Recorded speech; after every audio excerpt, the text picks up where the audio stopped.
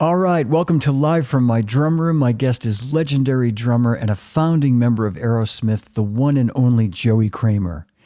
Joey's drumming was a huge influence on me and generations of drummers, going back to 1974 and wearing out my copy of Get Your Wings. For over 2 hours, we talked about Joey's drumming influences, the early Aerosmith records, and working with legendary producer, the late Jack Douglas.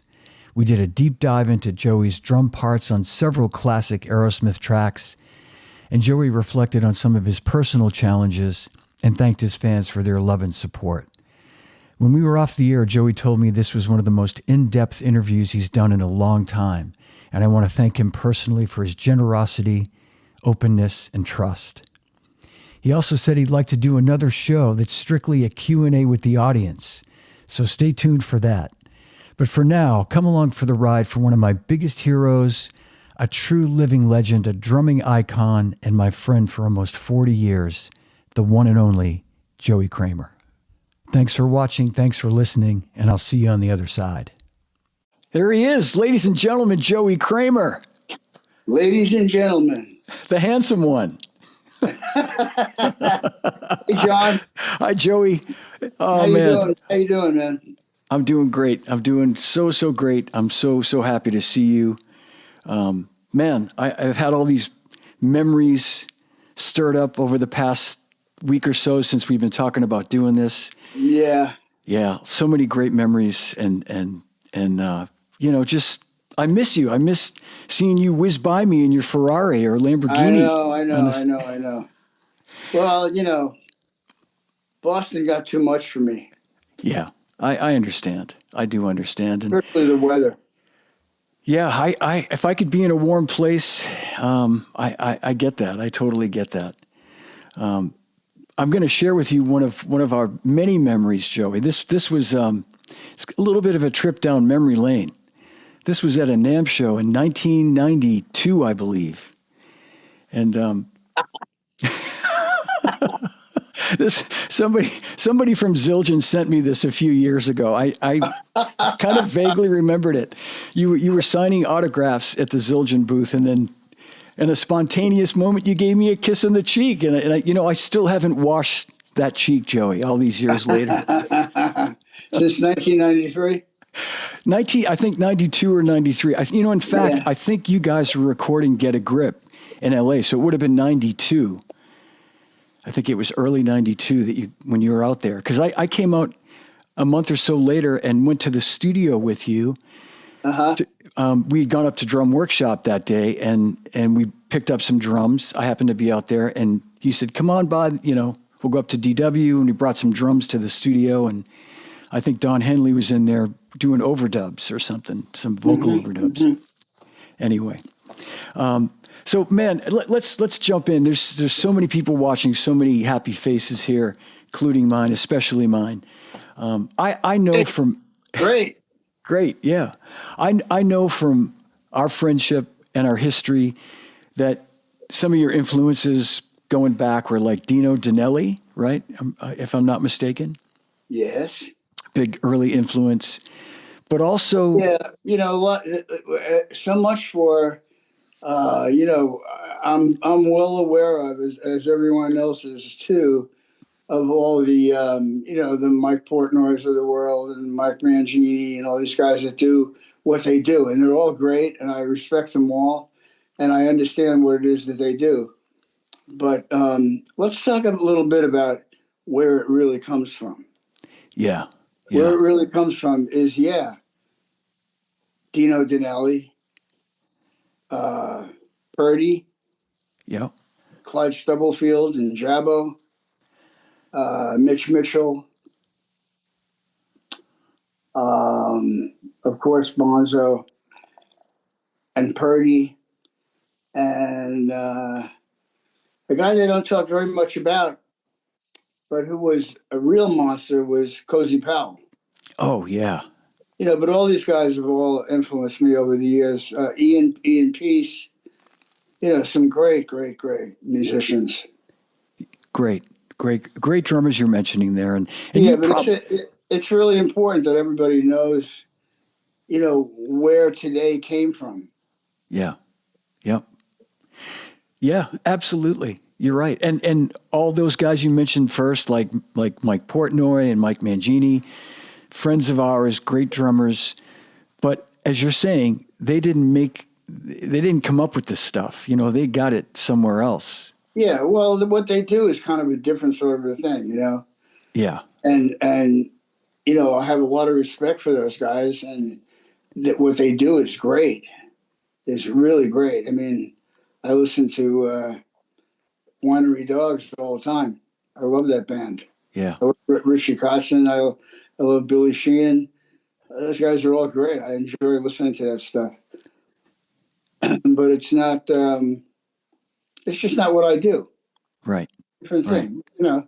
That's about what humans are all about, and that's why we're all here to hopefully accept one another um, for whatever we do. Yeah. Yep. I'll tell you, I have Purdy influenced me a lot because I had back in the I want to say it was like probably also in the probably in the late '80s and early '90s. I had a rehearsal studio called Top Cat Studios in Manhattan, and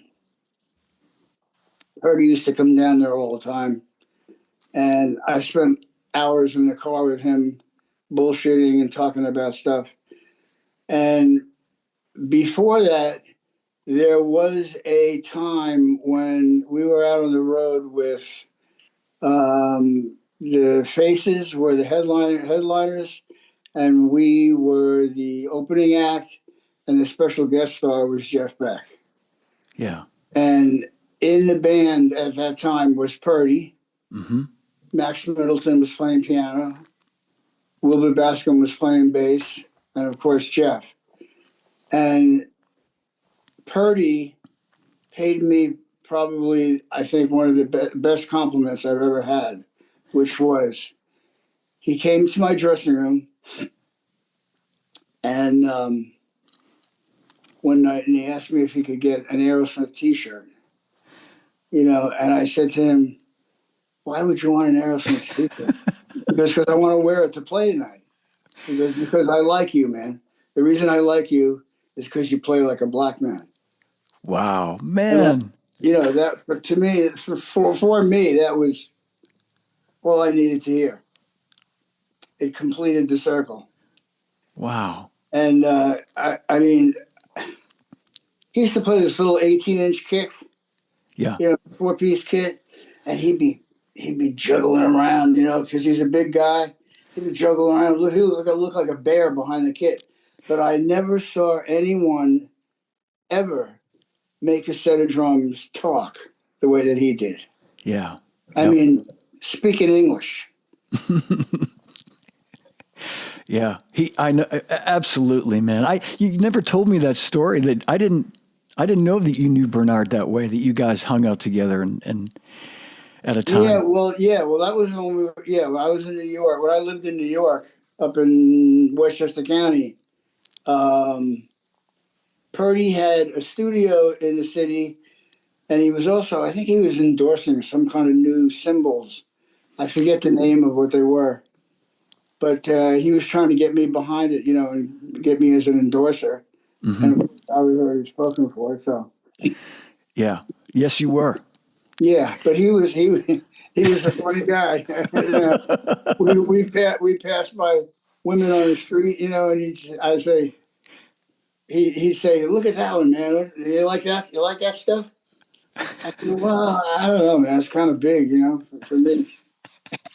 And he said, "Joey, don't ever forget. The bigger the cushion, the better the pushing." So I said, "Okay, okay, Bernard. All right, all right." He's such a character. Yeah. Oh my God. Yeah. No, man, that's those symbols that you're talking about. I remember those symbols. They were called Tiger. Yeah, Does that sound right? They had like tiger stripes on them and yeah, stuff. yeah. I Yeah. remember they had color on them. Yeah, Yeah. It was a short period of time. Man, I didn't realize, I had Clyde and Jabo as big influences, and Dino Danelli and Bonzo, and even Ringo too. I remember that picture. I don't know if I showed you this picture, but there's a picture of you and me at a Ringo show that Rob Shanahan took, our friend Rob Shanahan. I'm going to show you this. Yeah, that was in Boston, right? That's right, exactly. 2008, Yeah, and I don't know if you remember this. So, and you had never met Ringo. We went to the show together, right. and you said, I think like we're driving in there, and I said, so have you ever met Ringo? And you go, no, man, I've never met him, man. But I mean, come on, the Beatles and Ringo. So, Yeah, do you remember this? We're standing outside there, I and do now that I'm looking at it. Yeah. he comes walking down the ramp. This is at the outdoor shed there, the pavilion, and he yells, "Oh, Mr. Kramer, can I have your autograph?" Yeah, I remember that. Do you remember that? And I looked at you and I said, I thought you said you didn't know him. And you go, I don't know him. That was some really funny shit. And then you guys started chatting and I think you said, man, you're a big reason that I'm a drummer. And he said, I've heard that before. Yeah, well, I mean, it took me a while to zero in on and appreciate what it is that he does or what he did in the Beatles. Yeah. The same for Charlie. You know, Yeah. I understand it now, years down the line, but at first I didn't get what those guys did. I didn't really look that far into it because I was going in a completely different direction. But now, years down the line, I get what it's all about. Yeah. Well, what I think what you guys are all different, like talking about you and Ringo and Charlie, but what so many people have always said about you, and just in the since I've been talking about doing this, your feel, it's like, and it just resonates so much more, like listening to these songs and digging in the way I have the past, week or so. It's you and Ringo and all the guys you mentioned, Bonzo, Bernard. I mean, you could have chops forever, but if you don't have the feel that you have, that's what separates the men from the boys. And by the way, Mike Mangini is a very good friend of mine, and he's a phenomenal drummer, and he's got a great feel. So he's, and as is Mike Portnoy. But you're the reason why. I'm going to just say you're the reason why those records sound the way they do. I'm Yeah, well, thank you, John. That's for me. That's what it's all about. I'm just a feel guy. I just came out of the street, started to play. I started to watch TV and go. Well, it started when I saw the Beatles on TV on the Ed Sullivan Show. yeah, I was sitting in my living room watching it with my dad, and I knew that that's what I wanted to do. I don't know how I knew. I just zeroed in on it, and it made me feel a certain way. And even back then, I wasn't. I wasn't so much concerned with It was. All I can reiterate is just what you said about feel. Because that's really what I know how to do. But it's difficult for me to explain. yeah, When I'm sitting behind the drums, I can do it, but to explain it to somebody is more difficult. And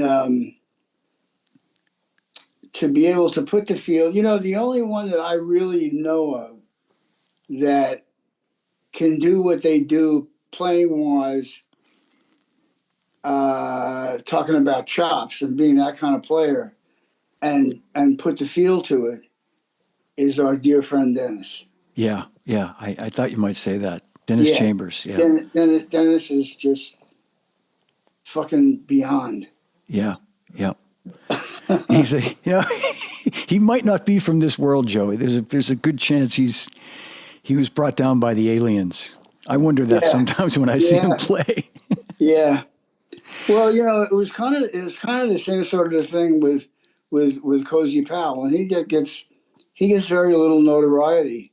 Yeah, and I knew about him back when we first started the band because he was playing with Jeff, Right. and they were buddies. But it seems as though there's a lot more attention being paid to him now that he's gone, which is, pretty typically the case, Yeah. unfortunately. Um, you were interviewing who was it the other day? Oh, you were interviewing Jim Gordon, Yeah. Oh, Jim Keltner. Jim Keltner. I'm sorry. Yeah. Yep. No, is it Jim Keltner or Jim Gordon? Jim Gordon's no longer with us. It was Jim Keltner. Yeah. Right. We might have been Yeah. talking about Jim Gordon. Yeah, you were talking about Jim Gordon, Yeah. and the session came up when Andy Newmark was supposed to be playing on the drum, doing the track. It was when they were doing "You're So Vain," Yes. and the producer wasn't happy with what Andy was doing, so they called in Jim. Right. And Andy asked Jim if he could sit in the booth and watch him while he was cutting the track. And he started talking about how much he learned from just those couple of hours until he got the track down. And it was kind of ironic for me because I learned a lot from Andy, not so much watching, but listening to him play on the first Balance album, which was my friend Pepe Castro, who was he was in the Blues Magoos back in the late '60s, and and Andy played on the first Balance album, which is still one of my favorite records to listen to, and I learned a bunch of shit from Andy, from that record, and also from the first couple of Sly and the Family Stone records that Andy played on too. Mm-hmm. So Andy, if you're out there, thanks, man. Yeah, I'll send him this. You guys are almost the exact same age. His birthday is coming up. You just had a birthday on the 21st. And his birthday's in like the middle of July, but you're born the same year. Yeah. And I'm sure you had a lot of the same influences, because I know I remember him telling me, just like you, he's like, man, Dino was the shit. He's like, he looked great. The Rascals were like the hippest band. Liberty DeVito said the same thing too, Yeah, like, well, Dino was all about Gene Cooper.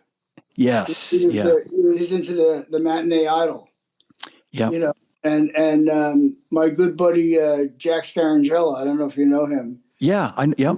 He was like Buddy's adopted son, so to speak, Yeah. and on his way to being his protege. And he would tell me stories about Buddy and show me videos that nobody else had ever seen, stuff which my eyes still don't believe to this day. But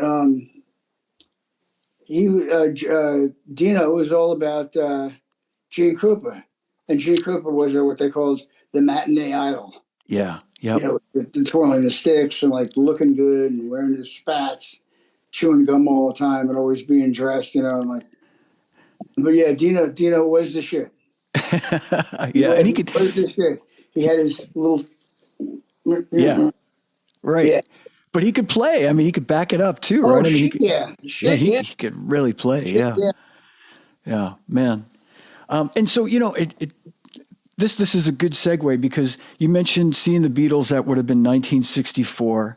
So you were like 13, almost 14. Yeah. Was that the beginning of you becoming a drummer, or had you been playing a little before that? No, I hadn't been playing, but it wasn't.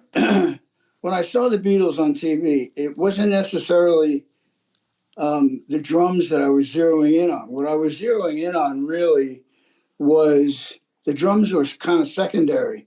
What I was really connecting with was the energy between those four guys, Yeah. and the camaraderie that they shared and what they were doing together. And they were they were really young too, so they didn't really know what was happening. Right. But but I related to it, and I saw it, and I was like, wow, that's what I want. I want four brothers that I can play with and like make me feel the way that I feel which I later realized when I sit behind my drums. Hmm. Because when I do that, there's nothing else in the world that makes me feel that way. That's my happy place. Yeah. Yep. And it was later on that I realized, well, yeah, I want the camaraderie and I want the family, but now I want the drums. Yeah. I just Yep. related to them more so than anything else. And I realized that I could do a lot of the things that I was learning, teaching myself that I didn't really know. Like I would watch Ed Sullivan every week, and I would see the Dave Clark Five, and who are the ones that did and ferry across the Mersey. Oh gosh. Yeah. But all those drummers from the British movement, Yeah. which Yep. no one really realized, even to this day. A lot of people don't realize that even the first Zeppelin album, that was all American blues covers that they did. Yeah. Yep. And that was when I realized that, it was about the drums for me. Very cool. Very cool. That's that. It was the music that turned you onto the drums, which is yeah. Yeah, Yeah. Yep. yeah. And the camaraderie too. And the camaraderie, and just thinking about the timeline there too. So, fast forward to only about 6 years later when Aerosmith forms. You had been in bands before that. Obviously, you'd Hmm. played in some other bands, Yeah. but you guys, I mean, you especially, but you guys were so young when all that started to happen in like 1970, and you're Well, even before that, some of the bands I played in before that, I was already relating to the likes of James Brown and Tower Power and Earth, Wind and Fire. And that's really where my shit comes from, and my influences. Rhythm and blues and soul music was like, I just zeroed in on that shit, and I was really really into that. And then right after that, soon after that, I remember being in the car driving along, hearing some of the first Zeppelin album, yeah, Good Times, Bad Times. And I remember the first time that I heard that, it was like, whoa, what the fuck is that? So that, along with all the rhythm and blues that I was being influenced by, kind of, yeah. kind of pushed me along to where I wanted to be. And when you so what made you move? Did you go to Berkeley? Is that why you moved to Boston?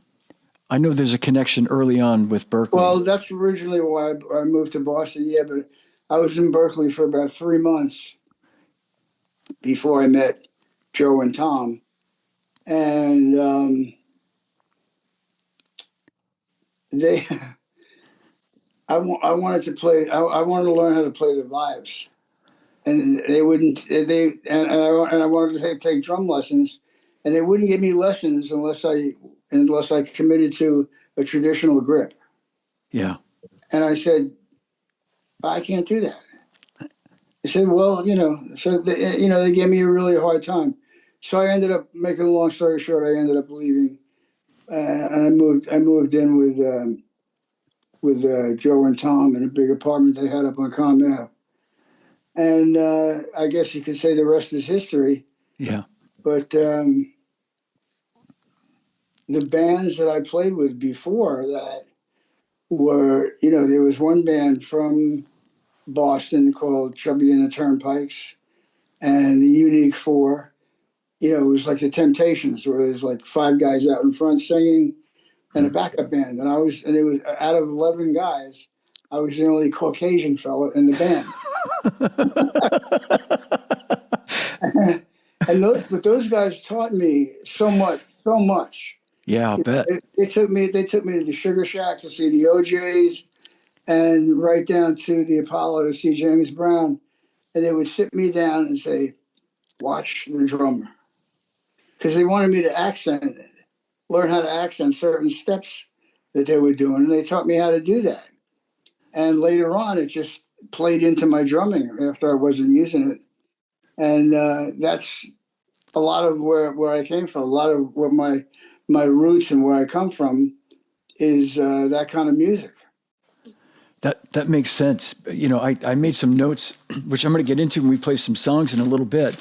But there are so many cases that we'll talk about.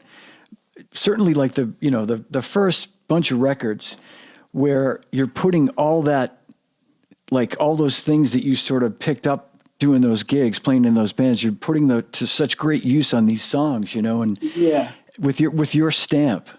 You know, it's just going down the list. I mean, I'll skip ahead. Last Child has always been one of my favorite songs, but it's kind of moved to the top of the list because of your drumming in that song. And the hipness of what you play on the bass drum, the triplet on the Yeah. one and the eighth note on the three. Mm-hmm.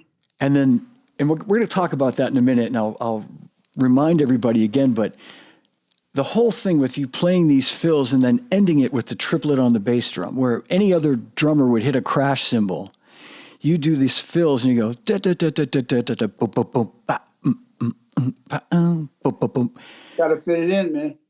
Yeah, it's so fucking cool. It's just so Thank you. badass.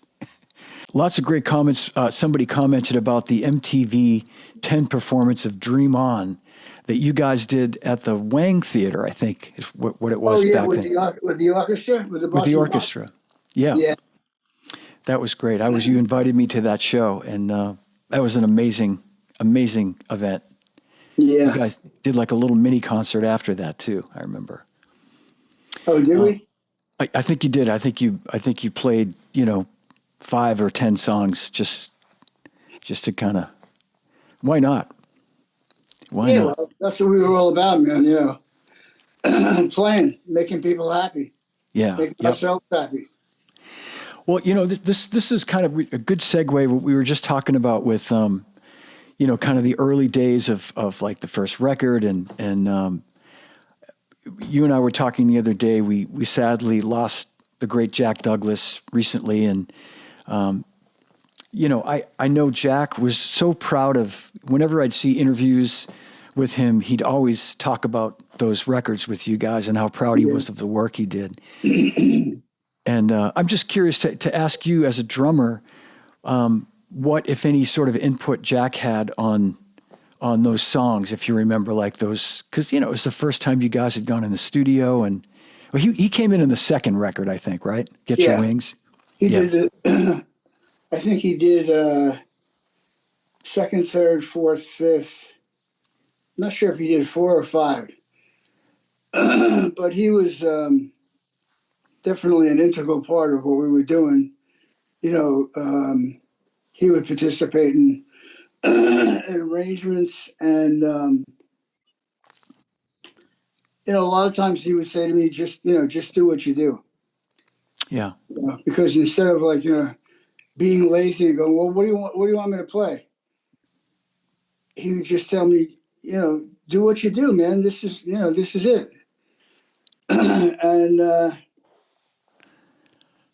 a lot of stuff that I played in the studio, I would collaborate a lot of times with Steven on, because he used to be a drummer.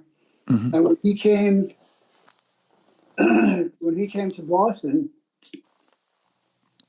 from New York, he was playing the drums and singing at the same time, singing lead at the same time, which we Yeah. all know is not an easy feat to do. But I had the chops and stuff that I was practicing, because I was listening to guys like Mitch Mitchell, and that had a big influence on me. Little did I realize later on that it's a power trio. You can do that then. But Steven had sort of a direction that he was headed in on his own, Mm-hmm. but didn't really have the chops to do it. I had the chops to do it, but I didn't really have any particular specific direction, because the band hadn't really taken a direction at that point. So we worked a lot together on a lot of different things, and he taught me a lot of stuff in the very beginning. Yeah. Until I got to the point where I was like, okay, man, I can take it from here. Yeah. Yeah. And like Stephen being Stephen, um, didn't take that lightly, and so it got to a point where they said, okay, man, it's time for you to do a drum solo. And I was like, not a solo oriented kind of guy. And I worked on it really hard. I put together a drum solo like you would write a song, Yeah. and with parts. And I remember the first time that I did it was in Pontiac Stadium in Michigan in front of 80,000 people. These guys, they play for an hour, right? And they leave me by myself in front of 80,000 people. Turn for myself. So there I am doing my thing, and I'm like, doing the best that I can do. And when I was done with my solo and I stood up and I heard 80,000 people respond to me positively, it was something that, I can't really describe it, but it just makes you want to give whatever the rest of you is left Yeah. to all those people. It's a feeling of, I don't know, man. I don't know what to compare it to. That's amazing. Well, I'll tell you what, I saw you for the first time at the Old Garden, 1975. I wrote the date down. It was April 18th, the first of two shows you guys did that year. It was the launch. It was the beginning of Toys in the Attic, that, when the record came out. Yeah. And you played a drum solo. And do you remember, Joey, in those days, well, that concert in particular is what they called, it was a general admission, a dance concert. So there was no seating. So me and a bunch of my friends were standing as close as we could to the stage, but we're like just on the big floor there. And you did a drum solo. I want to say it was during Train Kept a Rollin'. I think it was in that spot where you, on the record, you play the, but I think that's where the solo was, if I'm not mistaken. And Steven said, "Ladies and gentlemen, the greatest fucking drummer in the world, Joey Kramer." And you played, I remember this. I just remember being knocked out at how great a drum solo it was. Like, I thought you were a good drummer then. You know what I mean? I thought, like, I really like this guy, but I didn't think you could play the way when you played that, like, the chops that you had in that drum solo. I think that's the sign of a great drummer too, by the way. I think a guy that can restrain himself and play great feel, great groove, play great fills where they're needed on the songs. And then when he has his spot, which you did in that song, just like lights out. But anyway, you threw your sticks and I came this close to getting one of them. It landed like a foot or two before. Was it like a Manny's? Did you get your sticks from Manny's in those days? I don't remember. Okay. I feel like it said Manny's and maybe your name or something on it, but I was like, damn. But anyway, thanks for indulging me. Only the Zildjian sticks have my name on it. Yeah. Okay. Then maybe it was just a Manny's 5B or something. Yeah, something like that. Something like that. Yeah. Yeah. Well, a lot of people don't realize too that when we were touring behind Toys in the Attic, that's when we re-released Dream On. Yes. Dream On became a hit after we released Toys in the Attic, which was the third record. Dream On was on the first record. And then, of course, Toys in the Attic had Sweet Emotion and Walk This Way. Yeah. And that's pretty much when the whole thing kind of took off. Right. We recorded a lot of that stuff out in, what's that guy's name? Andy Pratt? Am I getting his name right? Yes, Andy Pratt, yeah. Yeah, out in Avenging Annie? We had a studio out there. Right. Wow. Yeah, those records that you just, the first record and then Get Your Wings and Toys in the Attic and Rocks, those were like, one after another, just incredible records that still stand up today too. I mean, it's seen so many comments about those, and Yeah, well, we're in the midst of remastering all of them. And so far we've done, I think, three, but they just remastered the first one. And the first one, I always knew that there was a lot of stuff on there that I played, but, it got buried. yeah.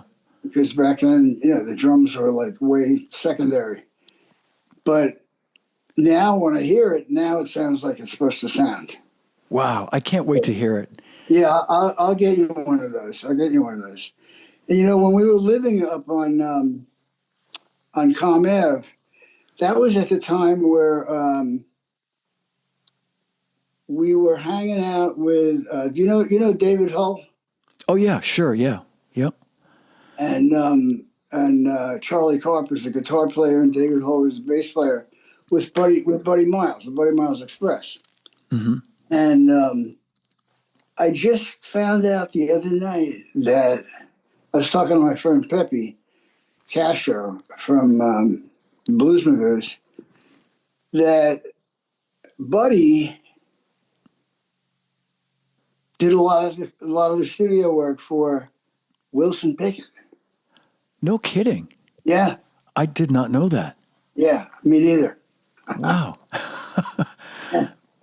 Another great groovy drummer. I mean, just great feel, incredible feel. Yeah, and then when we went on to let's see, I'm thinking around 80, probably right late 70s, very early 80s. Joe and Steven took a bit of a sabbatical. We won't get into that, but I still had the same drive. I wanted to play. That's all I was interested in doing. Really was playing. Yeah. So I put a band together outside of Aerosmith, which was me and Tom. I took Jimmy Crespo, who is the guy that replaced Joe Perry, and Bobby Mayo, who used to play with Peter Frampton. Yeah. And Yeah. a girl named Marge Raymond was singing. And it was a band called Renegade. And the other day, and this was like back in like right around 1980. And we were in the studio tracking for an album because we were going to go for it. And it just got put on the back burner when everybody else, found out about it, and then they wanted to put the band back together. So we did. It got put on the back burner, and that was that. And the other day, about 2 weeks ago, I'm cruising around on YouTube, and I see this band called Renegade, and sure as shit, it's on there. And I'm thinking, No kidding. how did that make its way to YouTube? I guess somebody had a cassette or something from the sessions, because we were doing it at the power station. And yeah. Well, Joey, I got to tell you, as we're speaking live right now, Marge Raymond is watching. Oh, hi, Marge. And she said, we did Renegade in the early 80s. And then she said, I'm here. Wow. Marge, nice to see you watching. Thank you. Wow. Her ears must have been burning, Joey. Yeah. Yeah. No, this is so great. Well, you mentioned that the other day, and I wasn't aware of that band. And is there anything besides the YouTube?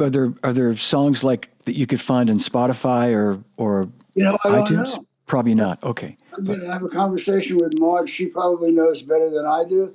Okay. But I can tell you one thing, though. This woman can sing. I'll bet.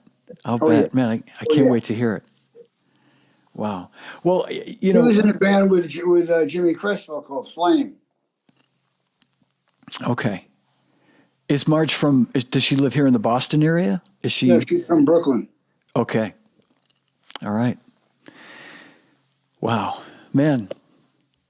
Yeah, I wasn't aware that. I remember when all those kind of changes were happening, with the band in the early 80s when Joe left for that period of time. And then But if I'm not mistaken, were you the only, I mean, did you actually leave the band to do Renegade, or was it just like a side project? No, it was my band. It was. Okay. I pretty much put it together. I had known Bob Mayo from God, probably since like junior high school. Yeah. We kind of grew up together, and I was in a band called the King Bees, and there was two brothers that played guitar and lead guitar, and they heard him playing one day while they were cutting through his backyard. He was in the basement playing the piano, and they heard him, and they went and knocked on the door, and they started talking to him, and one thing led to another, and we put him in. We ended up putting him in the band, and he sang as well. Yeah. And and later on down the line, he went with Peter Frampton and Foreigner. He played with a lot of people. Yeah. Bobby he's no longer with us either, but he was an extremely prolific musician. Great. I saw him with Frampton. I saw him with Hall and Oates. Yeah, really, you say, really, and super nice guy, humble as could be. Just yeah. Remember, I went to see him with Hall and Oates. This would have been in the early '90s, and all the guys in the band were kidding him and saying, "Hey, Bob Mayo on the keyboards, Bob Mayo on the keyboards," and it was just and he's like, "Shut up, you guys." So you said you had questions from a lot of people? Yeah, I do. I'm going to read a couple of questions. There's a whole bunch of people that type in, but I'm going to read just some that came in by mail. I'm going to mention this to you. This is from a very good friend of mine named John Aldridge. And John, besides being a great drum tech, he works for Brian Hitt from REO Speedwagon. But he's also the world's greatest drum engraver. And I thought maybe he might have engraved some snare drums for you, but maybe not. But he just did one for me, a Black Beauty. But anyway, he sent this message. He said, "Hey, Joey, you won't remember this, but we met at Steven Tyler's wedding reception where I was the drummer in the band back in 1988-89. You guys sat in on our gear, which was totally the opposite of anything you were used to." He was playing this small Yamaha set, and he goes on to talk about all the guitars. And he said afterward, nonetheless, you guys saddled up and wrote it, and it was abso-freaking-lutely wonderful. I watched you destroy every ambassador head on that drum set with so much happiness you wouldn't believe it. And he said, afterwards you offered to pay for the drum heads, and I asked you to sign them instead, and I'd give them to my friends. You did, and I still have the head that you and the rest of the band signed for me. Anyway, I just wanted to read that. It's a nice story about. Yeah, that's pretty funny. That's great. That's really great. So here's a question from a drummer named Lindsey McDonald who watches my show a lot. He said, "Joey, can you talk about," and you sort of hinted around about this a little bit, talk about the original Walk This Way recording session, and did you feel at the time it would be a hit song? Thanks for your awesome drumming all these years. That's an interesting question. No, I didn't really have any idea that it would be a hit song. It was something different, and we all got onto it pretty quick. But I don't think there was any information that led to us thinking that it was going to be a hit song. Really? I mean, yeah. I have a hard time. I have a hard time remembering anything about the 70s. I understand. Yeah. Yeah, I know you do. No, I wondered that too, because some songs, but maybe you guys were so, and I'm going to go back to a question. I don't want to forget to ask this in a minute, but maybe you guys were so in the zone that you weren't able to almost look at it. How can I say this? It's almost through your humility, you didn't want to think, "Oh man, this song's going to be a big hit." Whereas, yeah, well, we were paying a lot of attention to it because we went to the movies one night while we were recording with Jack, and it was to see Dr. Frankenstein. Oh yes, Young Frankenstein. Yes. Yeah, and when he looks at the guy and goes, "Walk this way," they had been looking for something to put in the song, and Jack, there it is, right there. Walk this way, and Wow. everybody agreed. And the next day, that's how it happened. I mean, Jack was. I laughed because Jack and Jay Messina, his brother, Yeah. Yeah. were they were really great practical jokers, and they were really really into it. So they were always doing shit that was like surprised everybody. You know, like there was one day where we were in the record plant. I don't know if you're ever in the record plant downtown. It's not there anymore. But you would and when you came into the room, you would have to walk from the door that you entered the room in to the other side of the room. On the wall on the other side of the room was this light switches to turn on the electricity for the lights. So these guys took a whole bunch of crabs and they suspended them from the ceiling. And they told us to go in first, and we were going into the studio that day to start. And everybody was like getting nicked and mad by these crabs. Nobody knew what the fuck it was until someone got to the other wall, flicked on the lights, and the sight to see these crabs hanging from the ceiling. And these guys, they would go to they would they would go to such extremes to do shit, pull shit on me. Jack would have he had a,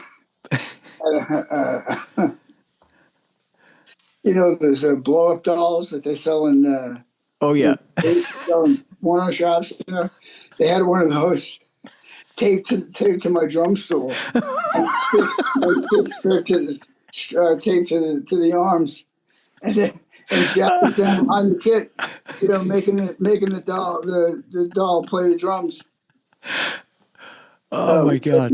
That's why those records came out the way they did, man. Because excuse me, what Jack brought to the table was, he made everything fun, Yeah. and he would try out every and any idea that anybody came up with, and we would work it until it like either failed or it didn't.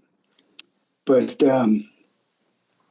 he came up with some crazy shit, Yeah. crazy shit. But what a great creative mind though. What a great Oh and what yeah, a yeah and great ear that he had. I mean, yeah. But we spent a lot of time laughing, and I can hear it on those tracks. yeah. Well, let's play a little bit of "Walk This Way" because I don't know that there's a more iconic drum intro in the world. I mean, there's some great ones, and I shouldn't say it. I put you on the spot like that, but this is absolutely one of the greatest intros. And by the way, Joey, not just the intro, what you play throughout the song, the little subtle things that I don't know how many drummers really dig deep enough to hear. Like you're playing almost like a washy, loose hi-hat in some places, and then during that bridge section with with the regular you're playing a nice tight hi-hat. So you're like creating all these dynamics within the song just without playing a million drums or a million cymbals. You're just using what you have to create these dynamics. You do that all the time. The guy called me up. What's his name? Bobby Ranelli or Oh, Rondinelli, Bobby Rondinelli. Bobby Ranelli. Yeah. I was sick and in the hospital, and I think they had him fill in a couple of dates for me. And I remember him calling me in the hospital, asking me what I was playing where, especially in that song. He said, "Man, you play so many different figures in that song. It's Yeah. like usually the drums play one thing all the way through, maybe two, Yeah. but like all these different things happen." So I explained it to him. He was happy. Yeah, Bobby, he's a great dude. That's great. A great drummer, but I'll bet he didn't sound like you. And I say that with all the love for Bobby, but this is again playing this in a band as a kid. When I really started to listen to what you were doing, forget it. Yeah, couldn't get close. All right, let's listen to Walk This Way, Joey, right from the intro.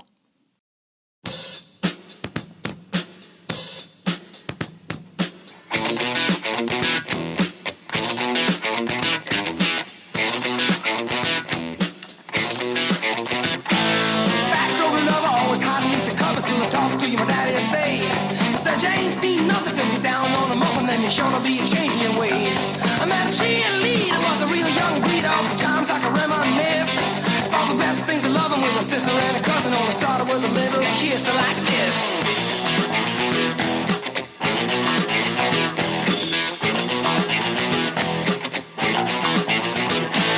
Seesaw swinging with the balls in the school and your feet flying up in the air. Singing hey diddle diddle with your kitty in the middle of the swing like it didn't care.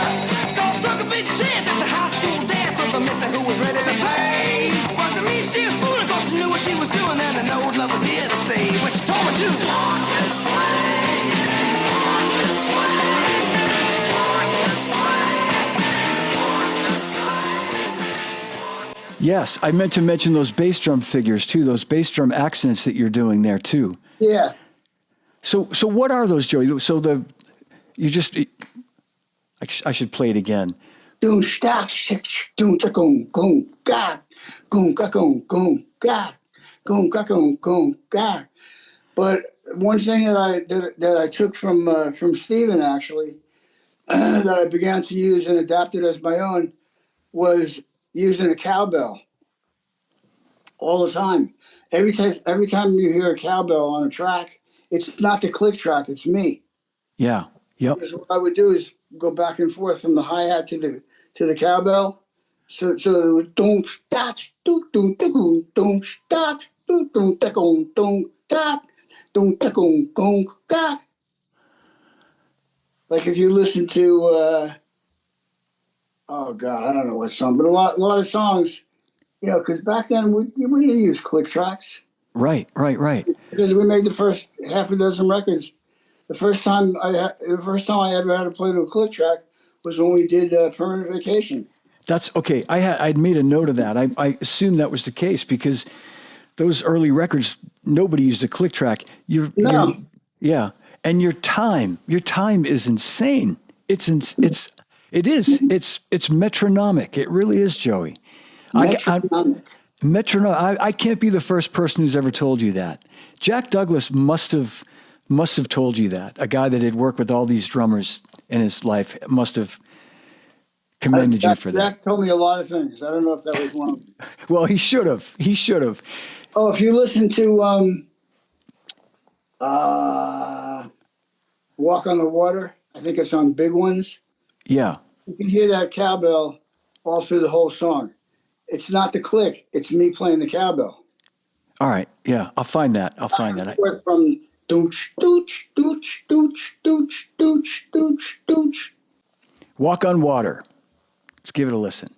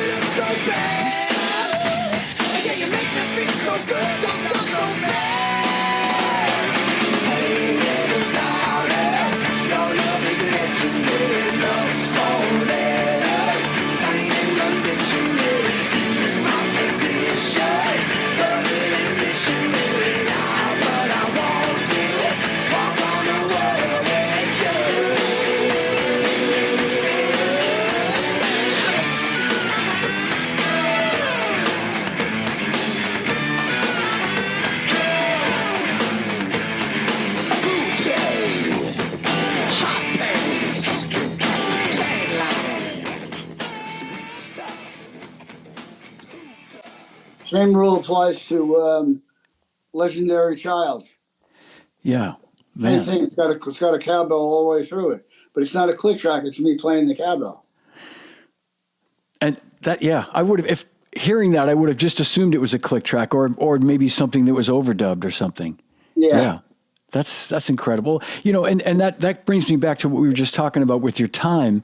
I made a note to say that I had to assume that those early records were all done just, you know, no click track, just with your incredible rock solid time.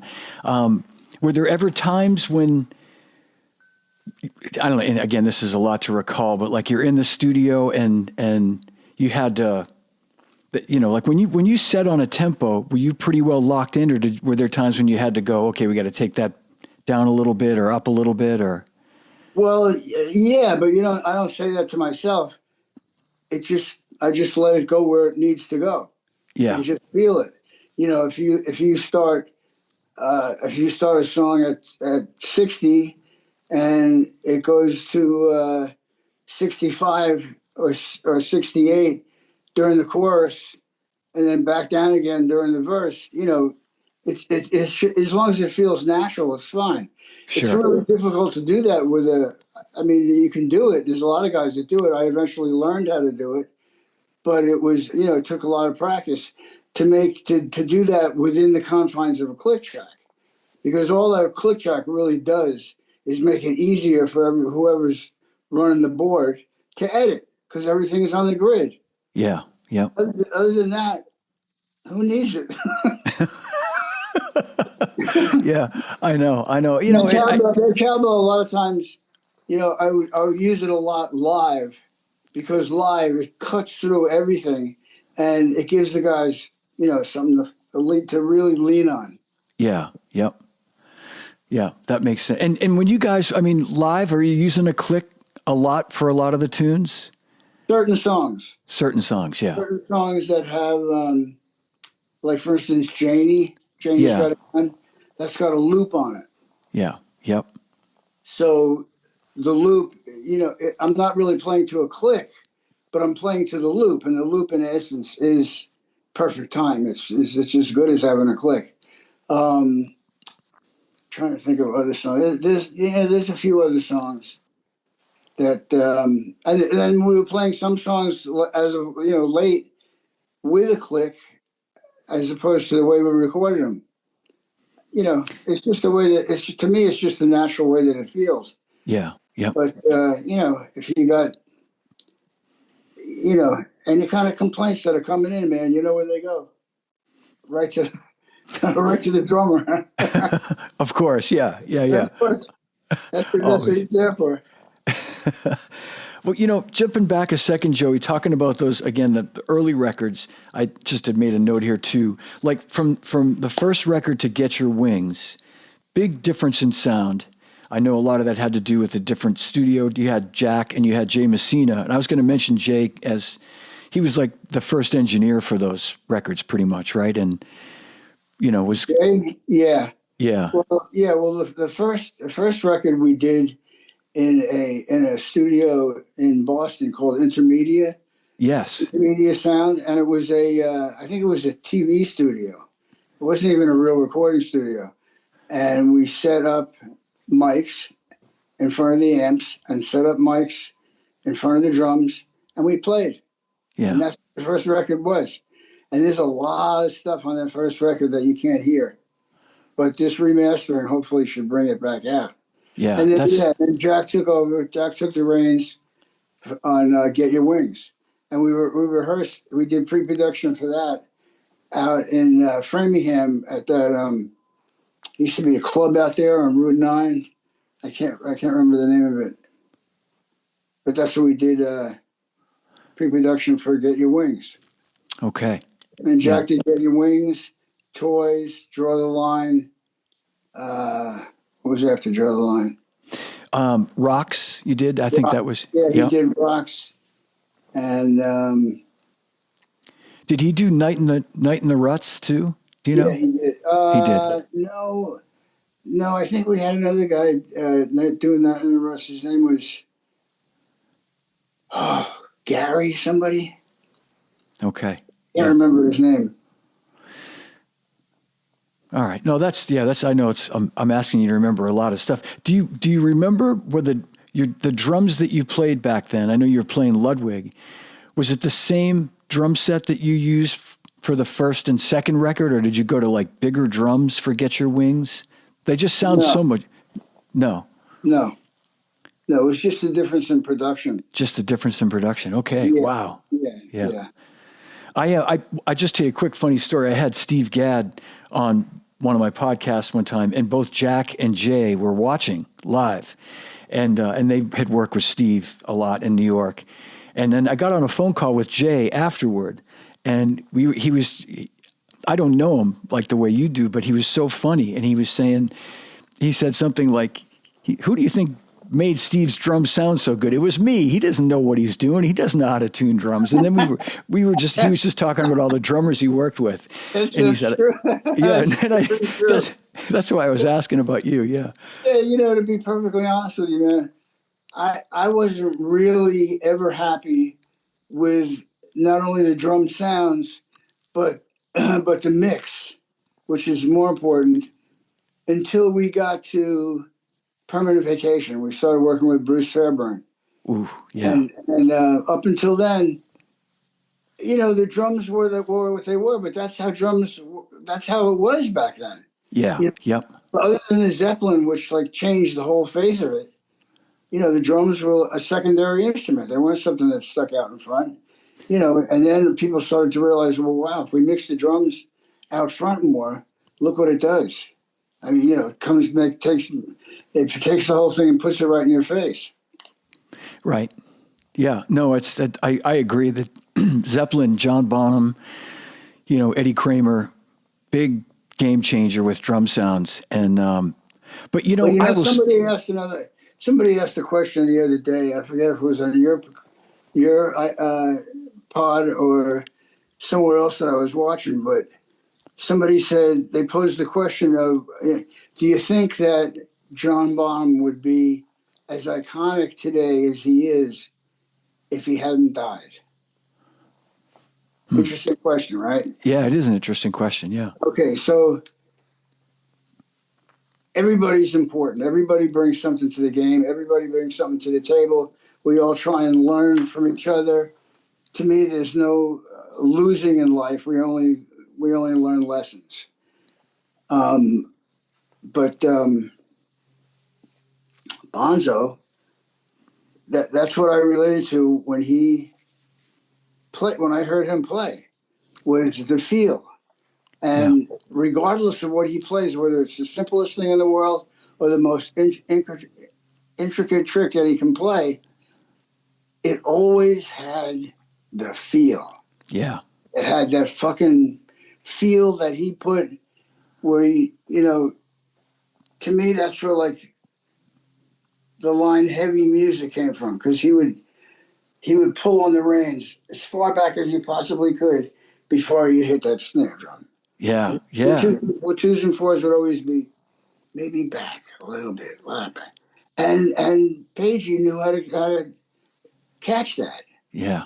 And he was a big part of it.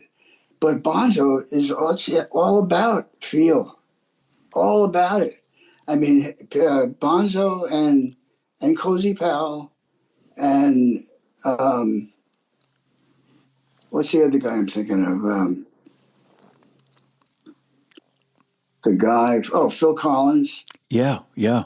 I mean, these guys all had tremendous feel, but Bonzo was the leader because he was the first one that people paid attention to because of the way that it made the band feel. Now, he passed, and what did they do? Any other band, the drummer passes, the guitar player passes, they replace him. Mm-hmm. With Zeppelin, couldn't do it. Yeah. It pretty much speaks for itself.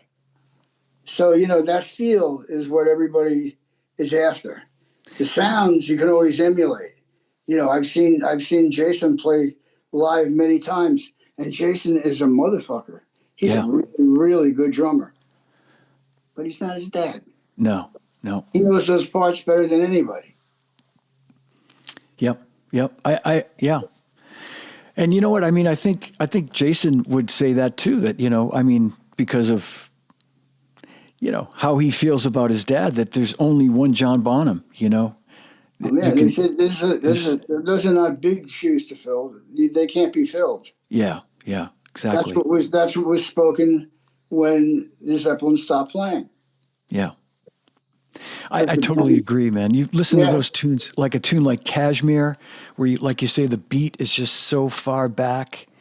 When the levee breaks, I mean, so many songs where his feel is just like, you you know what? can, Some of my favorites, Sean. Or one of them I love is the Wonton song. yeah. And the other one is the Crunch. Yes. Yeah. Yeah. Houses of the Holy. Yeah. Yeah, yo, Yeah. god damn. Yeah. I know, man. Well, all right. I'm gonna ask you a couple more questions here that'll get to that came through on the email. This is a question from Sam Hoff, and we were just sort of talking about this. He said, "Joey, your snare drum sound on Get Your Wings was really influential to my lifelong preference for snare sounds.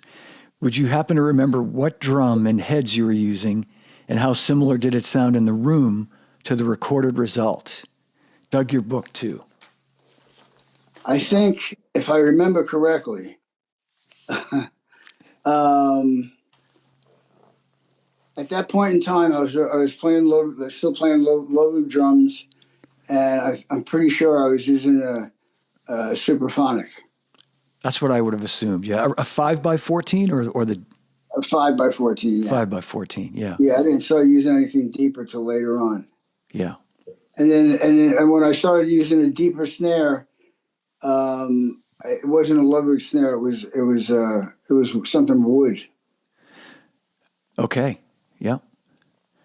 All right. So a Ludwig, most likely a Superphonic, and probably a coated ambassador head. That was kind of what Yeah, probably. early. Yeah, Yeah. but I gotta say, man, that I mean, it wasn't until I don't know that not that long ago, maybe 6, 7, 8 years ago, I started playing Pearl drums. Hmm. They are without a doubt the best drums I've ever played. That's great to hear. I have a clear kit that they sent me that on stage, those things sound unbelievable. I mean, Wow. it's the kind of shit that really makes drumming fun. Yeah, yeah. You've always had a great sound. You've always had, I mean, all the drums that you've played, you know how to get a great sound out of a drum set. You always have great techs, but I know you have great ears for tuning drums, and Yeah, well, thanks, John. Yeah, yeah, I that's have. a big part too. There's this. I shared a tech with Alex. John Douglas, who took my place Yeah. when I had to leave Las Vegas, and John is like amazing when it comes to tuning and painting, and he paints all the drums. He does all the airbrush work. He's a great, amazing artist, Yeah. Yeah. and oh god, so much stuff. Yeah, you've had, I was just going to mention, I wanted to mention our friend who's no longer with us, the late great Andy Gilman, who when I Yeah. started, when I started at Zildjian in 1989, that summer, you guys had just released Pump, and I remember getting a call from Andy, and he said, "I'm Joey's drum tech," or maybe Lenny told me, he said, Joey's tech wants you to call him or something. And that's when I'd met you one time before that, but that's when you came in, when I met you for the first time, you came in to pick cymbals for the tour. And I immediately loved Andy. He was just such a Yeah, sweet, Andy was a sweetheart, man. sweetheart. I talked to him. Well, he was actually on his way out. I talked to him when he was just not but a few hours before he became comatose, and Wow. yeah, he was a sweetheart, Andy. Yeah. Really, really good guy. Great guy. Great Really guy. good. But on the other hand, John Douglas is he's the ultimate. Yeah, that's great. Well, I mean, on that note, I mean, is it possibility, or is there a possibility you guys might get back out and do some shows?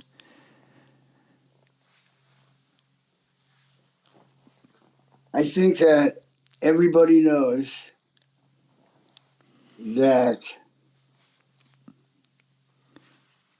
or at least, I mean, I can testify to the fact that I never know what's going to happen with my band. Yeah. So the best I can tell you is maybe, or we'll see. Yeah. Yeah. I don't know. I Yeah. don't know of anything right now. Nothing's been mentioned or talked about, but you just never know. Yeah. You just never know. Fair enough. That. When Yeah. you got five knuckleheads that all think the same way that we do, anything can happen. Yeah. And how did we all get put together to begin with? You know, it's sort of incomplete the way that it ended, or tried to end. But Well, we can hope. That's all. That's. I mean, I have a lot of physical shit going on now. Like, I mean, it's common knowledge. I had a triple bypass done like 4 years ago, and I got all kinds of inflammation and arthritis in my back, and in my thumb, and in my right ankle, and it's all. They tell me it's all from playing. They say, what you did for 55 years of your life you can't undo it in a couple of months. Whatever. So I do what I can, and I make the best of it. Yeah. Yeah. That makes a lot of sense. You play with an intensity that very few guys that get to be, the age that you're at play with. A lot of people start to dial it back in their 40s, their 50s. Yeah, I'll tell you, man. There's only that I can think of offhand. There's only two guys. Well, I mean, Alex is not playing anymore, but he was definitely one of my favorites. His, talk about feel. Yeah, yeah. Million in pocket. But the thing with him and Eddie was, it was a different sort of a thing, because the two of them were like a machine, Right. And they were each 100. They weren't 50%. They were each 100, and when that machine worked together, it was so plain and easy to see. I mean, anytime I listened to them play, I could hear all the hours of practicing in the studio and jamming together that they did. They shared a passion, Yeah. and that's a beautiful thing. The only other guy that I can think of that I know of that's still out there doing it, that's my age, is Tommy Aldridge. Yeah. Yep. I have great respect for him. Kenny's another guy. Yeah. There's not a whole lot of us. We're dropping off like flies. Well. Yeah, I don't want to think of it that way, but yeah, Tommy's still, kicking ass. Oh yeah. Yeah, absolutely. Yeah, yep. Sweetheart of a guy too. Yeah, he is. He's a sweetheart of a guy. Yeah. I'm gonna read you another question, Joey, really quick. This Sure. came in from a guy, and John. I hope I pronounce your name correctly, John Kaminar. It's Kamenar. Hey, Joey, this is John and Sean from the band Kaminar. We formed back in 2015 after discovering you and Aerosmith through Rock and Roller Coaster in Orlando, Florida. And he's asking, any cool stories from the ride? Did you get a chance to visit one last time before it shut its doors a few months ago? Well, when that ride went up, who took a big part in putting that ride together musically was Jack. Oh, wow. Okay. And we all rode the roller coaster together. Yeah. And made adjustments on the speakers in the cars, and we were pretty hands on with the whole thing, and that's why it came out the way that it did. And I'm still hearing things from people that are complaining that, why did they change it? I mean, I don't know. I remember when I they, don't know if yeah, they know. it's so weird. I remember there was a lot of, it's a big story when they opened that ride. Yeah, I didn't realize they stopped it, but, It was there for like, I don't know, 25 or 28 years. yeah, They wanted to put the Jonas Brothers in there. Then they wanted to put somebody else in there, and the reason they didn't was because the public was really objecting to it. well, you just never know, I'm going to play some more songs, Joey. What do you think? We'll dig into a couple more tunes. Sure. All right, cool. All right. Going back to the first record, I just want to play a couple of bits of, you made a great point about the, sonically maybe the production, but the material. I mean, when you, like you say, the remastered version of this is going to be incredible because there's so many great songs on this record. Oh, we worked on that record, man, so much, and plus we were playing it live for a while too before we recorded it. So that's what really hammered it home. But like the thing that really held the bottom together for me is Tom and I were playing a shuffle together. Okay. But I was playing da-dum, da-dum, da-dum, da-dum, da-dum, with my right foot, which is something that I don't know that I've ever heard anybody else do that. Yeah. You're talking about One Way Street? Oh yeah, One Way Street. Well, I'm sorry. You were talking about. I was talking about the first record, but I think you were reading my mind. Yeah. Yeah. Okay. You were. Yeah. That's my favorite song on that record. Me too. Okay, great. Because I want to play this. I don't know if we'll play. It's a long song. We might not play the entire song, but again, this is a masterpiece. This is just, and I keep coming back to this, Joey. But I mean, you were just a kid. You were like 22 or something when you recorded this song, and it's just masterful. Like with what you played, what you put together. That was also the first time I was ever in a recording studio of any sort. Yeah. And this was, I mean, to me, this is a great example of the fact that you guys were such a unit, right? You just had been playing these songs live. You went in there, there was no messing around when you got there. It's like, press the record button. We know these songs inside and out. Let's just record them now. And pretty much what it was, man. Yeah. All right, let's play this. This is great.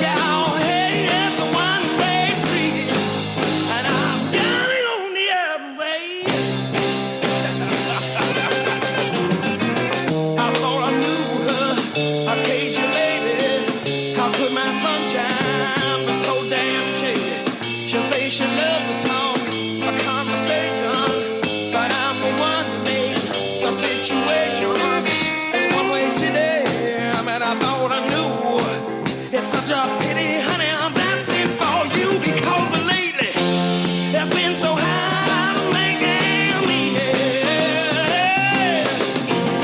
And honey, your head is the one-way street. I love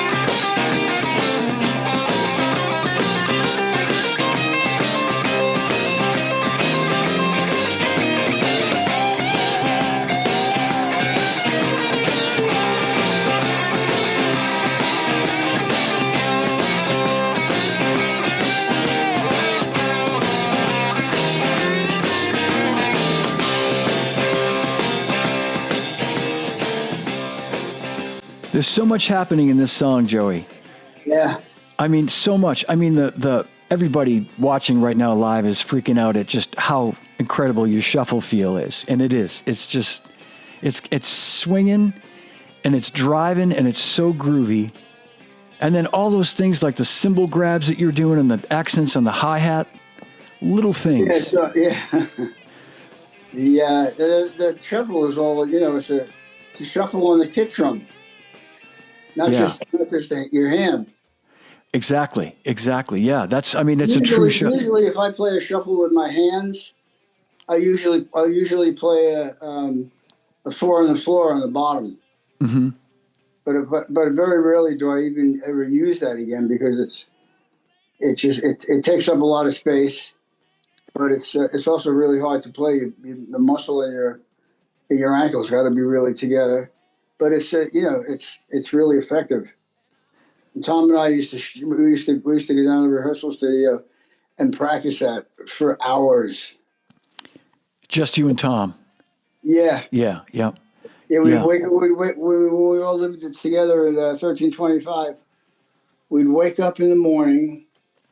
We'd take a little crossroads. You know what a crossroads was? It was a little tab of speed. Oh, no. we would take that and go back to sleep, and we'd let it wake us up. When we woke up, we would head down to the studio. When we went down to the studio, we weren't like, high, but we were like, ready to put in some serious hours shuffling. And we go down there and just like play and play and play and play. Doom doom dang doom doom doom dang doom doom doom dang doom doom doom dang doom doom doom dang. And that's why it sounds like that. Yeah, that's amazing. That's amazing. That's why Eddie and Alex sound the way that they do, because they just do it so much. They live it, eat it, breathe it, shit it, sleep it. Yeah. Everything. Yeah. Well, Alex, by the way, it to me is like, I'm glad he's finally getting some of the recognition that he deserves now, but he's so underrated. People so don't realize or get, what he's about and how amazing his drumming is. He's one of my favorite drummers.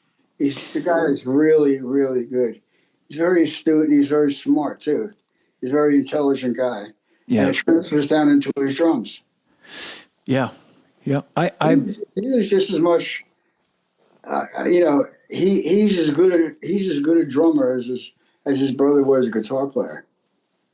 Yeah. I would agree with that. Yeah, I totally. You and I have talked about this many times, that he's a very underrated drummer. Just for I got to think, Joey, would you agree that maybe because of who Eddie was and how big he was in the sort of world of guitars, Well, no matter what band it is, between a guitar player and a drummer, the guitar player is always going to get more attention shown on him.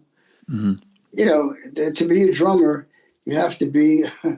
You have to be of a certain mindset, and you have to be able to want to know how to contribute to what is the situation that you're involved in, because it's so easy to play too much, and it's so difficult to not play it as much. Yeah. You have to really restrain yourself to do like what Charlie did, or what Ringo did, or what Steve Jordan does. I mean, those guys are beautiful the way that they play, and you got to be committed to that, man. They commit to a pocket or a groove, and it's the same thing. Alex just did it in a different way. It was a more modern way of playing, and some of the shit that he's played on those records, so good.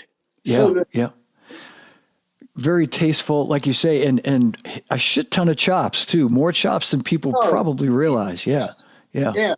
Amsterdam, and just everything that he plays.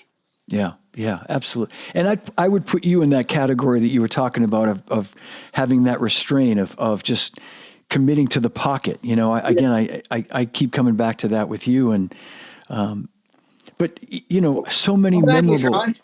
You're welcome, Joey. You're welcome. Let's play a little bit more. I know I've kept you here for a long time, and not a problem, man. Okay, great. I'm gonna play a little bit more music. This is one that I think a few people have mentioned already, and I'm going to play. Hang on a second. Let me make sure I'm queued up here. From Get Your Wings, Lord of the Thighs. And I'm just curious, as we set this up, is this you came up with this intro beat, which you play throughout? Yeah, I did. Yeah. And like I was never happy with the way the drums sounded on this song. And even now, all these years later, it sounds even worse. You know what? I'm not seeing Lord of the Thighs on A Little South of Sanity. I thought it was on there too. All right. Should we just play it from the Get Your Wings version? Sure. All right. All right, Joey. All right. We'll make note that the remix version is going to be better. I can feel it. But here we go. This is so great.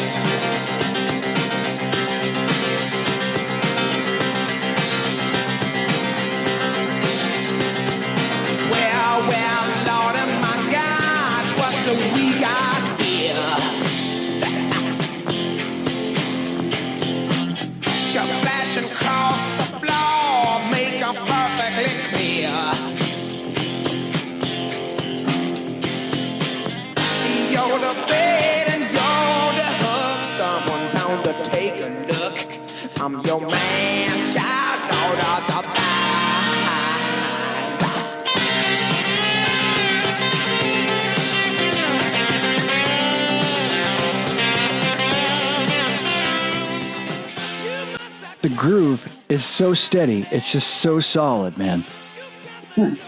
I keep coming back to that, but I just want to make sure all these drummers watching are, really paying attention to what you're doing here. You're serving the song so perfectly. Down, man. Yeah. If you're not going to serve the song, go play another instrument. Right on, brother. And I feel like I preach that a lot here, but I think this song, another great example of like having a great drum part, memorable, but also like nothing you play ever gets in the way of the song. It's all perfectly designed to fit within it, Yeah, well, I mean, I will admit that, when we record, there's a lot of opinions that go around too. And Yeah.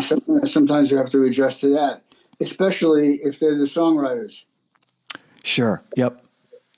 I get that. Yep. And like you said too, Stephen, being a drummer, kind of from before, I can understand. It made him that much more sensitive to what it was that I wanted to do, and more of a help than a hindrance, because he understood both sides. He's a songwriter, and he writes songs and lyrics, and he knows the drums. Once upon a time, he was a pretty good drummer. Yeah. And he thinks he still is, but I don't want to bring him the bad news. I want to find out by himself. But I've loved the guy for years, and he's taught me a whole lot. So credit where it's due. Yeah. One guy that I didn't mention before, I think, was were the guys that I was talking about, being Purdy and Dino Danelli and all those guys, was a guy named Clive Bunker, Oh, yes. Yeah, yeah. the original Jeff Hotel. Yeah. That first Jeff Hotel album, I think it was called This Was, Yeah. amazing. Amazing. Great drummer. Yeah, I think he's the drummer. He was before Barrymore Barlow, so I think he's on Aqualung and Yeah. on the record and Thick as a Yeah, I Brick saw too, him. maybe. He played they played with the Jeff Beck group at the Jazz Festival in 1969. Yeah, I was out there. I watched them do that. yeah. I'm glad you mentioned him because he's another one of those guys that you don't really hear people talk about him. But man, No. I think he played like a 4-piece kit too, right? Played a small drum kit. Yeah. Made it sound like a big drum set. Absolutely. Yeah. Like I said, man, just like Purdy, I never met anybody that could make a set of drums talk the way that he does. Yeah. Yeah, phenomenal. Well, a couple more songs, Joe, I want to get to. I'm sensitive to your time here, and I talked about Last I got all Child. the time you need, John. Well, thank you, Joey. Thank you, buddy. There's so many songs we could talk about, and I apologize to people watching who are requesting songs, but there's just a few that I really want to highlight here, and I talked about Last Child, and I think, again, this is just one of the coolest grooves ever, besides it being such a great song. And if I'm not mistaken, this is Brad that takes the solo in this song? Yeah, Brad and Steven wrote that song. Yeah, okay. Brad wrote that, and he wrote Round and Round. Right, yeah. Boom, boom, boom, boom, boom, boom, wow, wow, wow, wow. There is indeed a version of Last Child on Little South of Sanity, yeah, and I remember listening to this. So let's play that version. Okay. All right, everybody. Here we go. And this was 1997, 98-ish? You know better than me at this point, John. Yeah, I think it was. I remember when this came out. All right, Last Child live. Here we go. Joey Kramer on drums.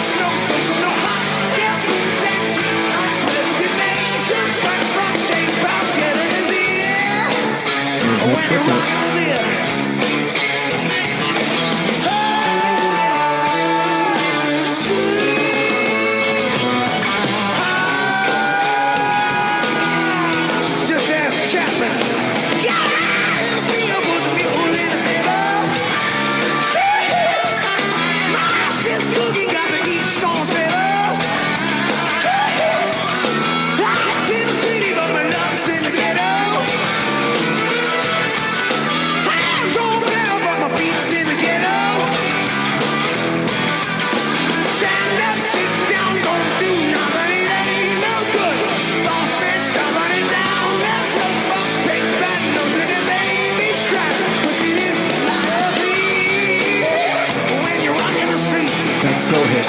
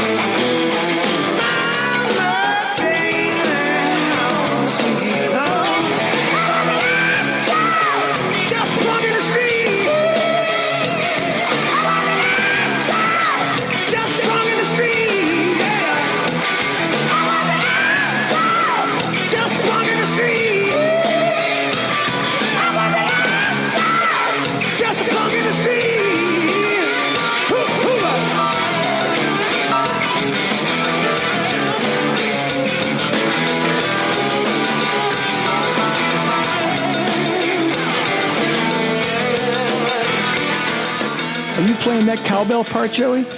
Yeah. That is you? Yeah. Yeah, man. Sounds like you got a percussionist in the band.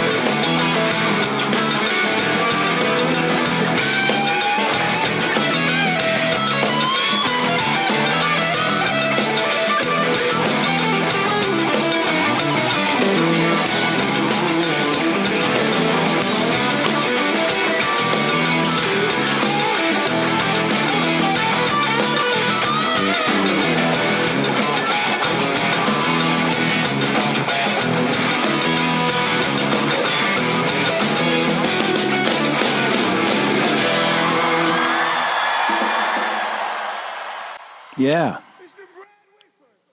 Yeah, there's that cowbell sneaking in there again.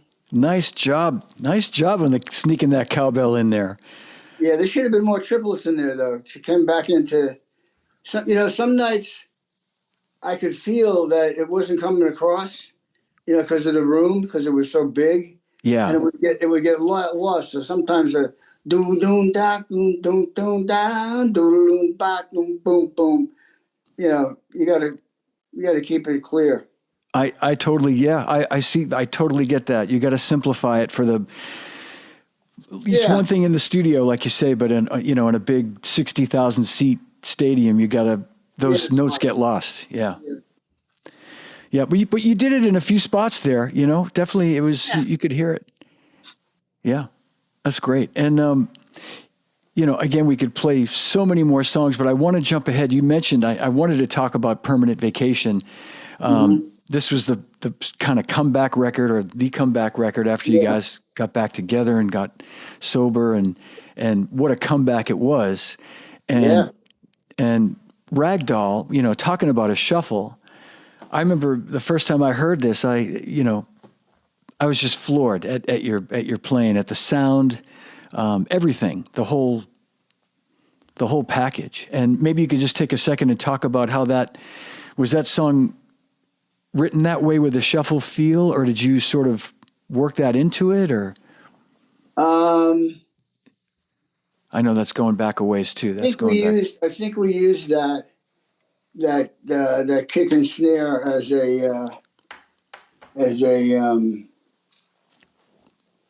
a click, because Permanent Vacation. We went into the studio to do Permanent Vacation with Bruce Fairburn, which is our first record with him. And he set me up in the studio. They gave me a set of cans, and he said, "Okay, let's go." And they're playing the track, and I'm hearing a click in my cans, and I'm going, "What is that?" He goes, "It's the click track, man." I said, "I've never played to a click track in my life ever." He goes, "Well, here you go." So Wow. I may have sacrificed a couple of songs to learn how to do it, but what we did was we took the click and we turned it into. We never used just a straight doot doot doot. Yeah. It was always click clap, click clap. So it had a kind of a feel to it. Yeah. That you could kind of weave in and out of. And I believe that's what we did with Ragdoll, and we made the click the kick in the snare, and then I think I played on top of it, and then we took it away. I'm not really clear on it, but I think that's what we did. Is the bass drum your acoustic bass drum, or was it like a sample? Because I know with Bruce, he probably I think it's both. Yeah. Okay. Like a little, which was it's both, because this is the first time we worked with Bruce. Yeah. And it was really the first time that we ever worked with someone that was like, really up to date on what was available to Right. use, and how to make the record. Yep. And I think the song that we did after that was "Dude Looks Like a Lady," and like on that he gave me a regular click, Yeah. and I had to just do it. Man.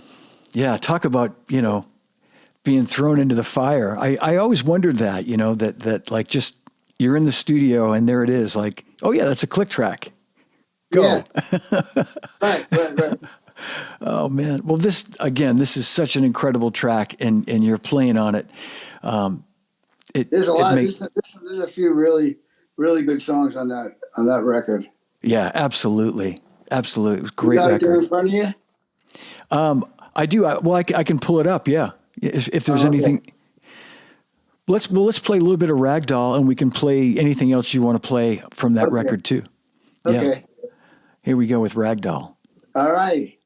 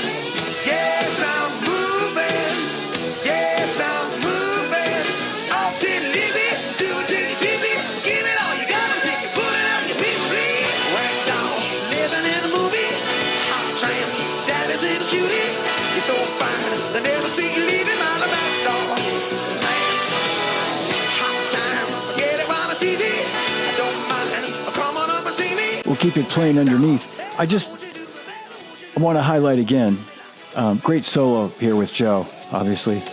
Yeah. Yeah.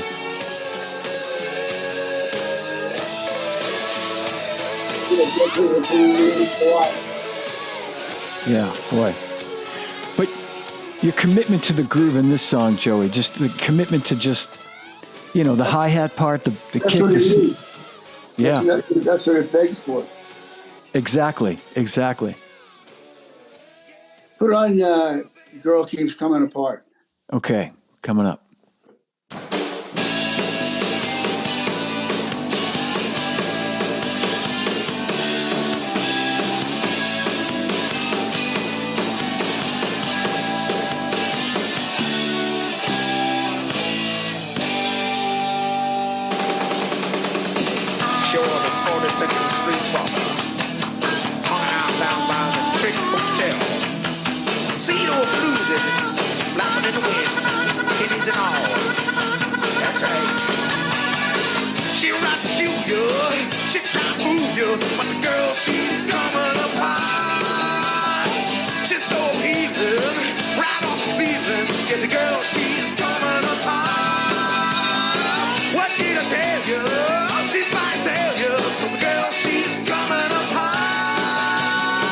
She's so affected, I'm so rejected, and the girl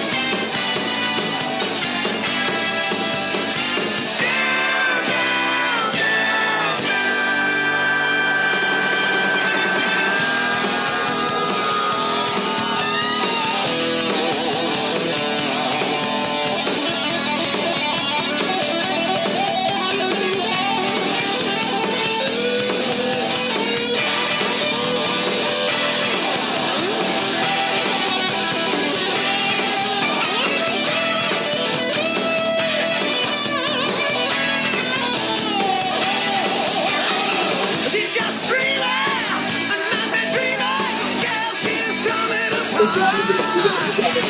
She's like a cold girl, loose ends and all girl. Say that again, Joey. That's good. You get the gist of the song. Yeah, yeah, yeah. Great song. I hadn't heard that in a while. You know, I Yeah, remember listening to this record. yeah. You know, there was one more song that, you know, again, so many people have been talking about this while we've been doing this today that I wanted to play, and it's no surprise. It would be the record after this, Love in an Elevator. Great drum part, great drum track, shuffle feel in a couple of spots. And I just, from a personal standpoint, that time you came into Zildjian with Andy, that summer of '89, I remember you were picking out a ride cymbal, and you started playing that middle section, that section in there, and I knew right away what it was. And I think what you were doing was you were making sure this was going to work for that song. Yeah, I needed I ended up with a mega bell for that. Exactly. Yes. Yep. And that was it. I'm like, holy shit, that's Love in an Elevator. But anyway. It's the things you remember. But let's play some of this. This is such a great song from the record after Permanent Vacation, Pump.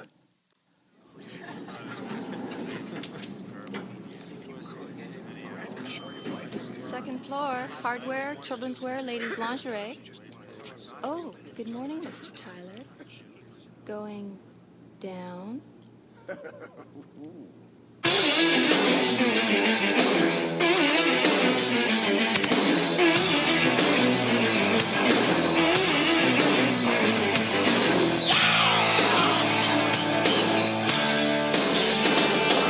Working like a devil, a boss man. Working for the company.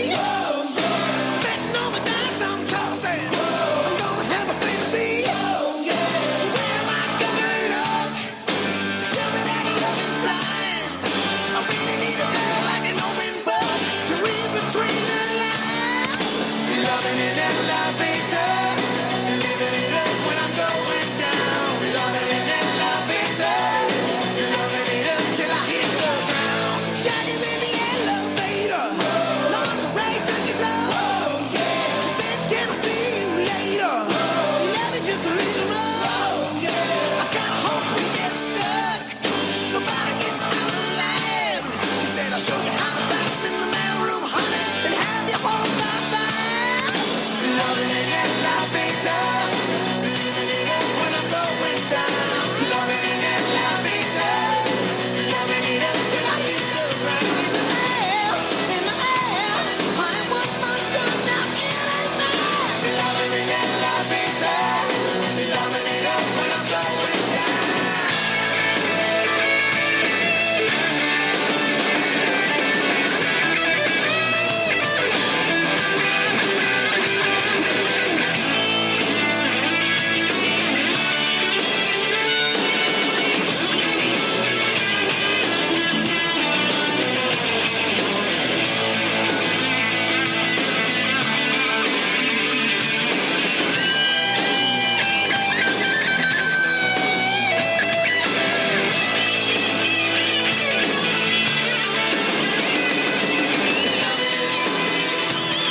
This part right here, man.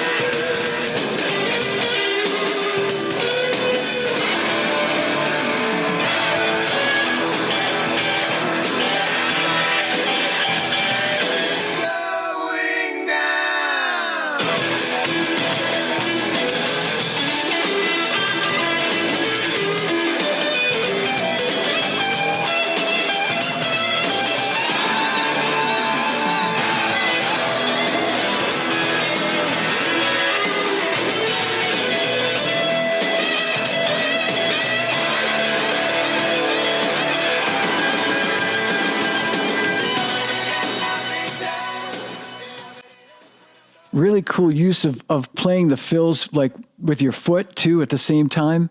Yeah. You know, those tat tat tat tat. Again, you know, us drummers, we hear those things. We pick up on those things. I hope so. Very, very cool. Very, you know, so tasteful, so Joey. One more question from an email that came in. And I meant to ask you this earlier. It's from a guy by the name of Bill. Don't have a last name. Joey, I know it's going to be tough to pull up specific memories from a particular tracking session in 1979, but can you talk about the fabulous drum intro break and the groove development of 3 Mile Smiles from Night in the Ruts? I don't know how much of that you recollect, Joey, or what you can recall. Not much. Okay. Yeah. Although I love that song. Yeah, I was going to play a little bit of it. I'd forgotten about this song. Yeah, God, I'm pulling a blank on that one. Well, let's play a little bit of it as we start to wind things down here. I'm going to play a little bit of this. All right. And here it comes, 3 Mile Smile from Night in the Ruts.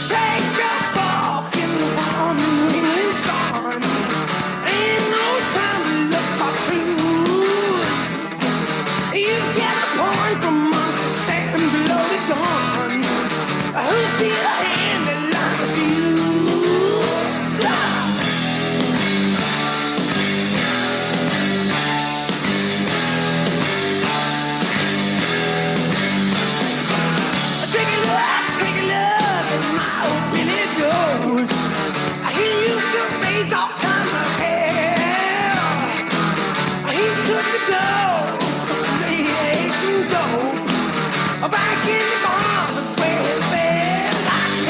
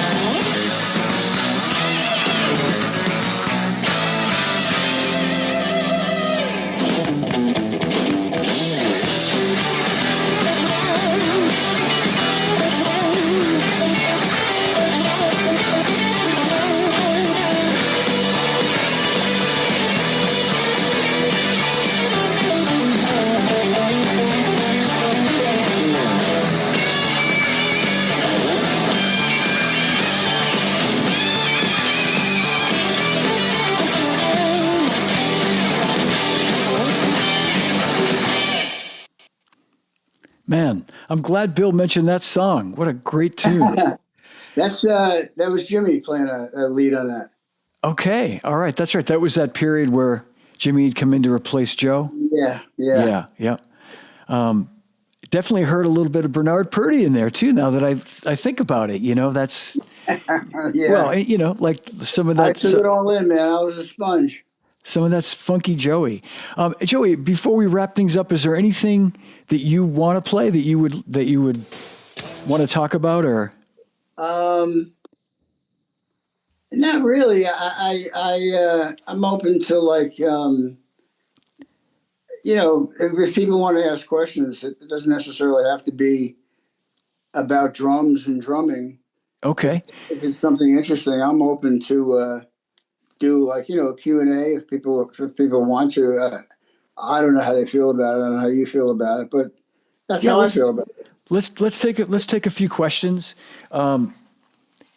Yeah, I mean, we kind of covered the questions that I got by email. We've sort of covered anyway, so we don't need to go back to those. But let me just look and see if there's something here. I know a lot of people have asked how you're feeling, knowing that you had some health issues, and I think the answer is you're feeling good, right? You're feeling. Yeah, I'm feeling really good. I'm feeling better now than I've felt in like 5 or 8 or 10 years. That's great. I had, the last 4 years for me were like a challenge to say the least. But I'm happy to say I've come through them with flying colors. I discovered the bull that really lives inside. That's what powered me through, and I'm good, man. I'm really.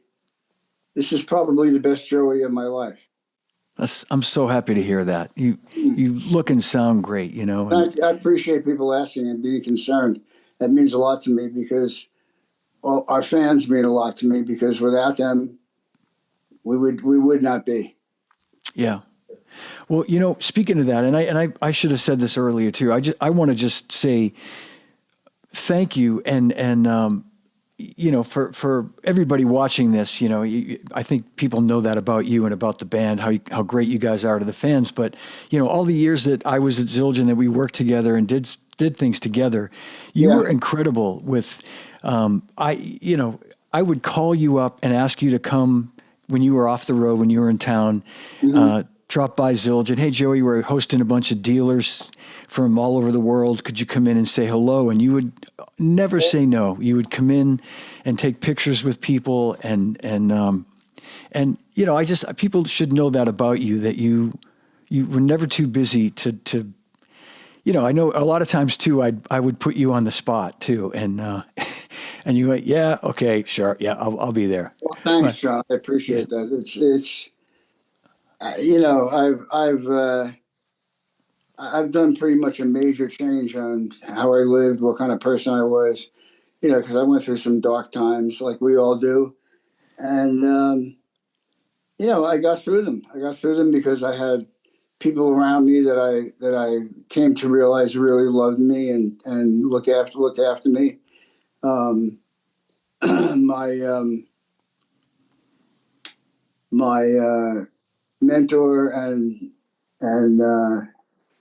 really really close friend is Keith Gard, yeah. Keith Gard and Frank Simler. Those two guys have really and my son Jesse. Those three guys are really were a large help in pulling me through. And I even have a new lady in my life, and I'm as happy as can be. And thanks for asking. I appreciate it. That's great, man. That's so great. And so many people are commenting that they love you and they're so happy for you. And that's so great. Well, thank them, man. Thank you. Everybody that's watching, thank you. I appreciate the support and how you feel. And, I'm just kind of moving along, moving forward. You got to keep moving. Yeah. And you mentioned to me the other day, you're kind of getting back into playing drums. I know you had some like a problem with your back for a while, and well, playing the drums for 50 some years, man, and being on the road kind of really trashed my upper body. playing with it, that kind of intensity. And, yeah, I've had some pretty consistent back problems for the last 3 or 4 years. I had some surgery done about 4 months ago. It's just starting to really begin to heal up now because it takes that long. And, and of course, I lost my wife, and, I had my heart surgery, and a bunch of other stuff too. I don't want to get Yeah. into. Yeah. But I've taken it out the other side, and it's all made me stronger, along with the fans, because I feel their support, and I feel, how they are when they listen to something like this, and it means the world to me. I'm proud of what we've done, and I wouldn't trade it. I don't regret it for a minute, and we just go on from here. That's great. But thank you to everybody. I really send my love to everybody that's out there that's watching. Thank you, Joey. Yeah, we have a whole bunch of people watching too, and yeah. So on that note, let's wrap it up. But think about somewhere down the line doing a part 2, and I mean, there's just, I mean, we didn't even get anywhere near the music we could have got into or other things. So So yeah, man, can't believe we did it. John. We can do that. All right, good. All right. Ladies and gentlemen, a big hand for my friend and my hero, the great Joey Kramer. Thank Wow. you, John. All right, Joey, hang with me for 1 second. We'll end the live stream and we'll say goodbye. But everybody, thank you so much for watching. I hope you enjoyed this, even a fraction of as much as I did. And thanks for watching and listening. And we'll see you again real soon. All right, that's my show. If you enjoyed it, give it a like, leave me a comment, and please subscribe to my YouTube channel. You can also download the episodes on all podcast platforms. And please visit my website, livefrommydrumroom.com, for upcoming shows. And remember, no drummers are harmed on any show. And drummers, when in doubt, leave it out. Thanks for watching. Thanks for listening. And I'll see you again real soon.